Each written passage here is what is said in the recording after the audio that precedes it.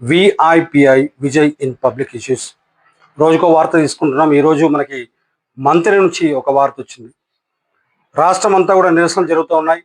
విద్యార్థులకు సంబంధించి, విద్యార్థుల స్కాలర్షిప్కి సంబంధించి, అట్లాగే విద్యార్థుల రియంబర్స్మెంట్కి సంబంధించి విద్యార్థి నాయకులందరూ కూడా అన్ని సంఘాల వాళ్ళు మరి రాస్తారోకలు, నిరసనలు, అట్లాగే ఎమ్మెల్యేల క్యాంపు కార్యాలయం ముట్టడి కూడా జరుగుతూ ఉంది. ఈ రోజు మనం మంత్రిని తీసుకున్నట్లయితే మరి ఎస్ఎఫ్ఐ రాష్ట్ర అధ్యక్షుడు రజనీకాంత్ మరి మంత్రి ఐటీ శాఖ మంత్రి శ్రీధర్ బాబు మరి క్యాంపు కార్యాలయాన్ని ముట్టడి చేసి మరి విద్యార్థుల జీవితాలు నాశనం అవుతున్నాయి, మీరు వెంటనే జోక్యం చేసుకొని మరి విద్యార్థులకి ఈ రియంబర్స్మెంట్ వచ్చేలా చూడాలి. ఎందుకంటే విద్యార్థులు అందరూ రోడ్డున పడ్డారు. ఉన్నత చదువులు చదవాలంటే వాళ్ళకి సర్టిఫికేట్స్ అవసరం ఉంటుంది. కానీ ఆ సర్టిఫికేట్స్ కోసం వెళ్తే ప్రైవేట్ విద్యా సంస్థలు సర్టిఫికేట్ ఇవ్వలేదు. పైగా ఈ స్కాలర్షిప్ కారణంగా విద్యా సంస్థల యాజమాన్యాలు కూడా వాళ్ళ సంస్థలు మూసివేశారు. మరి పరిస్థితి చాలా తీవ్రంగా ఉంది. మీరు వెంటనే జోక్యం చేసుకొని మరి సీఎం రేవంత్ గారికి చెప్పి విద్యార్థులకు స్కాలర్షిప్ చెప్పేసి వర్షాన్ని సైతం లెక్క చేయకుండా మరి ఎస్ఎఫ్ఐ రాష్ట్ర అధ్యక్షుడు మరి రజనీకాంత్ ఈ రోజున మంత్రిని ఐటీ శాఖ మంత్రి మరి శ్రీధర్ బాబు క్యాంపు కార్యాలయాన్ని ముట్టడి కూడా చేయడం జరిగింది.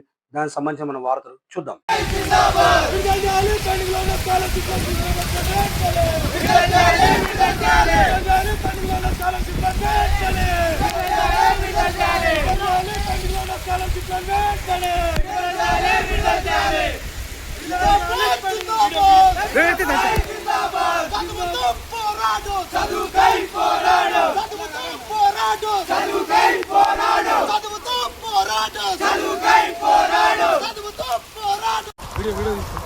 ఎస్ఎఫ్ఐ ఆధ్వర్యంలో రాష్ట్ర వ్యాప్తంగా ఈరోజు మినిస్టర్ క్వార్టర్స్ ముందు ముట్టడి చేయడం జరిగింది.